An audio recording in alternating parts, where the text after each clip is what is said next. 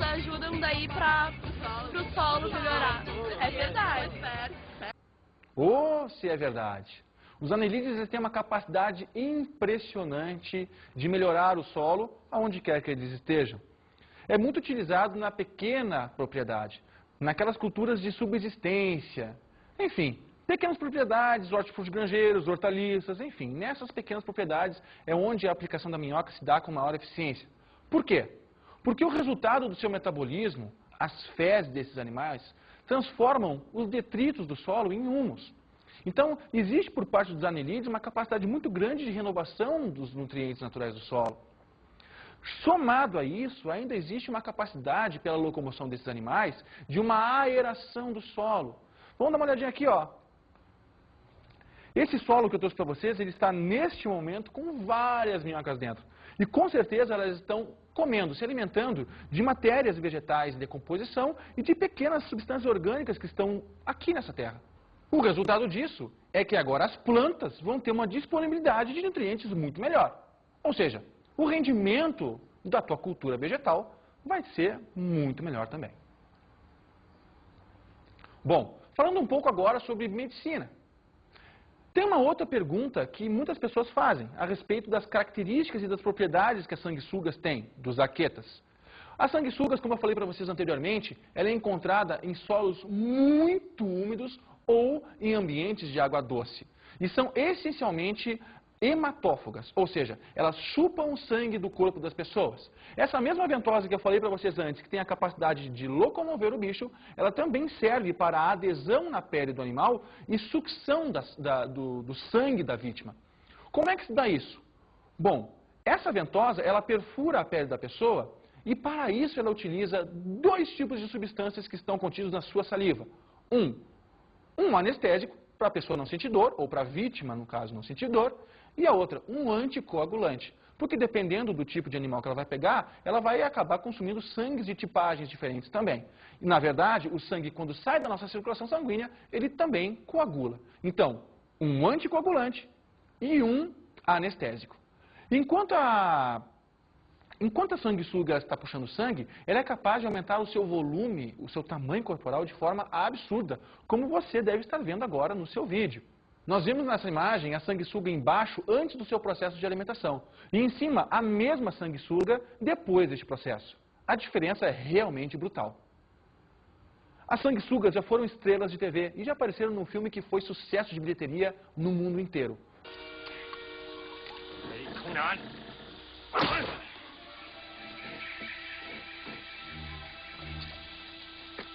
Tonight, these people are so vulgar in their methods. They lack compassion. I am Lieutenant Colonel Podolsky. I do not know who you are yet, but I will. Take him and clean him up. Que tortura, hein? De fato, além de ser nojento, essas sanguessugas, no momento que elas são retiradas do corpo do Rambo, elas provocam pequenas feridinhas. Com relação ao sistema muscular desses animais. Como eu falei para vocês no início da aula, os anelídeos são caracterizados por terem um corpo segmentado, por terem metâmeros. E cada um desses metâmeros, então, precisa ter uma eficiência no sentido da locomoção. E como é que isso se dá? Se dá através da independência muscular de cada segmento, de cada metâmero. Então, olha só, se eu tenho nesse modelo feito por balões, cada lobo desse é um segmento. Então, o meu músculo ele é capaz de se contrair de forma independente do outro metâmero que vem depois. Qual é a vantagem disso para o animal? Muito bem, são animais que vivem no subsolo, embaixo da terra, na areia. Ok. Se eu tenho uma quantidade menor de corpo para mover, significa que eu preciso ter menos força também para contrair esse pedaço de corpo que é menor, como o mostrado no meu modelo. Então, se eu tivesse que puxar toda a minha minhoca ao mesmo tempo, eu teria uma área muito maior de tensão e uma força muscular muito maior para desenvolver. Os anelídeos solucionaram esse problema tornando, então, os seus anéis independentes com relação a essa contração. Outra, Um anel pode contrair e o outro pode estar distendido. Então, a complexidade que se dá com relação a esses animais, com relação ao sistema muscular, fez com que esses animais tivessem uma eficiência muito maior em andar embaixo da terra, com um gasto muito menor de energia. Quanto ao sistema respiratório, é necessário que esses animais vivam sempre em ambientes muito úmidos. Por quê? Porque são animais com uma face, com uma camada de células muito finas. São animais que possuem um corpo sempre necessitando de muita umidade, porque eles fazem a chamada respiração cutânea. Ou seja, a respiração que é feita diretamente com o ambiente pela pele, por um fenômeno chamado difusão.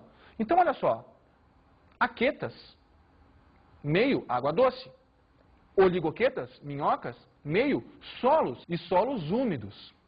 Já as poliquetas, marinhas, percebam que a presença da água é sempre muito importante para esse animal, justamente para manter uma fina umidade na pele que favorece esse fenômeno de difusão, a respiração cutânea dos animais. Com relação ao sistema excretor desses animais, eles possuem também uma metamerização. Vocês estão percebendo que os metâmeros, eles facilitam a vida deles? Pois muito bem, eles diminuem a área de atuação dos órgãos. O sistema excretor ele é metamerizado, ou seja, possui 2 nefrídeos por metâmero. Então, em cada metâmero desse animal, nós temos a presença de um par de nefrídeos, o que diminui gasto e aumenta rendimento para a filtragem deste sangue e do celoma do corpo do bicho também. Esse fenômeno de filtragem se dá por osmose.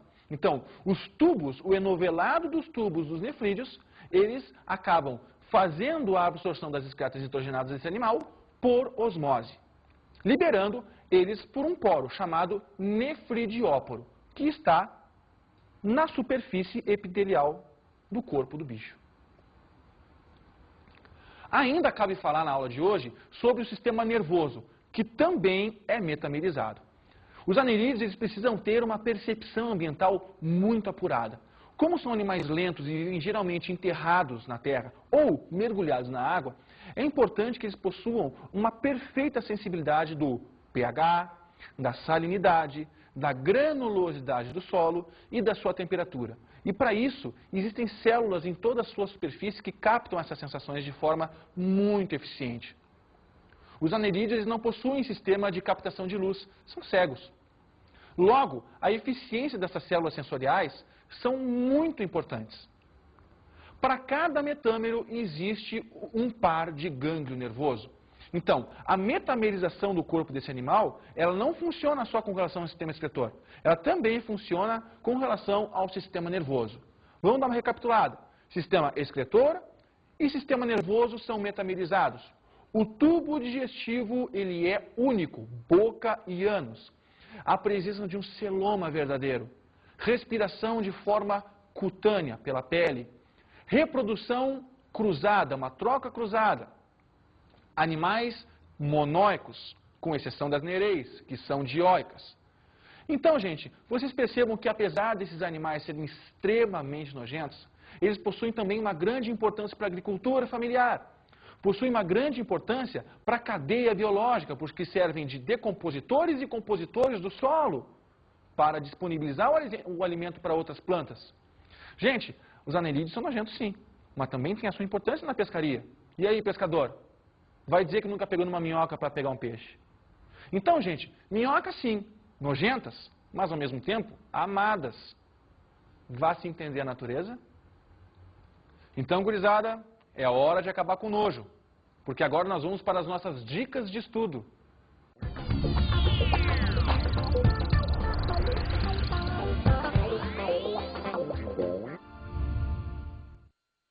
Nas nossas dicas de estudo, 2 atividades bem simples. A primeira é a construção de o que nós chamamos de um minhocário, onde vocês vão colocar uma quantidade de terra, vão umedecer essa terra e vão revolver essa terra. E vão colocar dentro minhocas. Para a gente achar uma boa minhoca, é um bom momento de escavação, um bom momento de natureza. É um bom momento para você sair de casa, ir no sítio do pai, na fazenda do amigo e realmente botar a mão na terra e cavar. E procurar esses anerídeos. Você vai criar esses anerídeos e vai perceber a mudança que eles fazem na terra depois de algum tempo. O segundo momento da dica de estudo de hoje é esse aqui, ó. a construção de modelos em balões para vocês conseguirem visualizar de forma mais lúdica a reprodução cruzada desses animais. Ela causa um pouco de dificuldade mesmo no entendimento. Então é legal que a gente construa esses modelos e entenda a função do clitelo, que dentro do clitelo estão os órgãos femininos, os órgãos masculinos que estão na parte, ó, aqui está a cabeça, ó, que está na parte posterior do clitelo, que o órgão onde o espermatozoide masculino se abriga está na parte posterior do clitelo. Enfim, se a gente consegue montar o modelo, a gente vai conseguir visualizar isso de forma mais adequada. Algumas confusões acabam se diluindo. Então, os modelos com balão e o nosso minhocário. Bom, pessoal, por hoje é só. Um grande abraço a todos vocês e muito bons estudos. Tchau!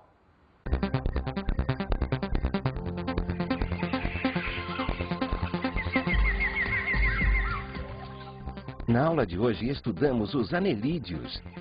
Animais com corpo completamente segmentado, em metâmeros. Vimos também os mitos e verdades sobre os anelídeos. Bom, reprodução com segmentação é mito. Fertilização do solo, verdade. Venenosos, mito. Bons estudos!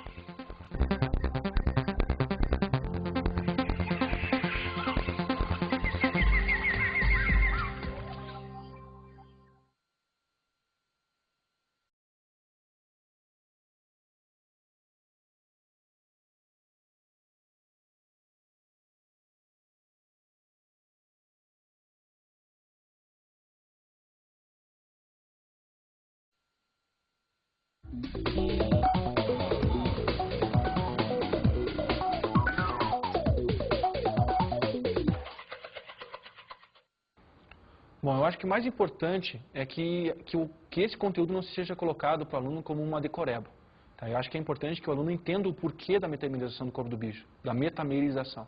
Então, os metâmeros auxiliam o animal na diminuição de gasto, no aumento de rendimento, explicar o porquê por exemplo, dos nefrídeos serem impares, dos gânglios nervosos serem impares, e contextualizar também o anelídeo junto do que é pertinente falar, da natureza, da aeração do solo, da fertilização do solo.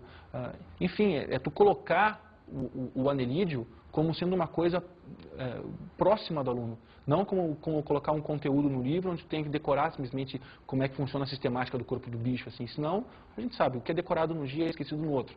E se o aluno consegue entender o contexto do porquê que o formato do corpo é daquele jeito e qual é a aplicação que esse animal tem na natureza, não para o homem, mas para a natureza, e o homem sendo um dos beneficiados, eu acho que seria uma boa. A aplicação do minhocário, da ludicidade da aula, eu acho que é bem importante para que o aluno consiga compreender de uma forma satisfatória esse tipo de conteúdo.